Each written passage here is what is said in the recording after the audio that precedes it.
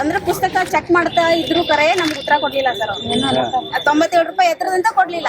ಅವರ ಧರ್ಮದಲ್ಲಿ ಅದು ಫೋಟೋ ಇಟ್ಟು ಬಡ್ಡಿ ದಂಧೆ ಮಾಡ್ಲಿಕ್ಕಿಲ್ಲ ಕಾಣ್ತದೆ. ನಮ್ಮನ್ನಾದ್ರೆ ಯಾರು ಕೇಳುವವರಿಲ್ಲ ಸರ್, ಯಾರು ಕೇಳುವವರಿಲ್ಲ. ಹಾಗಾಗಿ ಹೇಗೂ ನಡೀತದೆ.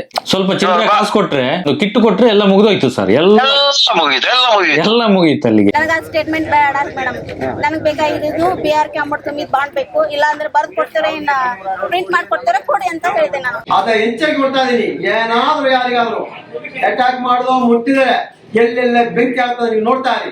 ಇವತ್ತು ಯಾವ ಮಾಡ್ರ ಕೆಲಸ ಒಳ್ಳೇದಾಯ್ತು. ನಮ್ಮ ಮೇಲೆ ಅಟ್ಯಾಕ್ ಮಾಡ್ಲಿಕ್ಕೆ ಹೆಣ್ಣು ಮಕ್ಕಳನ್ನ ಕಳಿಸಿರೋದು ಅಲ್ಲಿ ಅವರು ರೊಚ್ಚಿಗಿದ್ದಾರೆ ಇವಾಗ.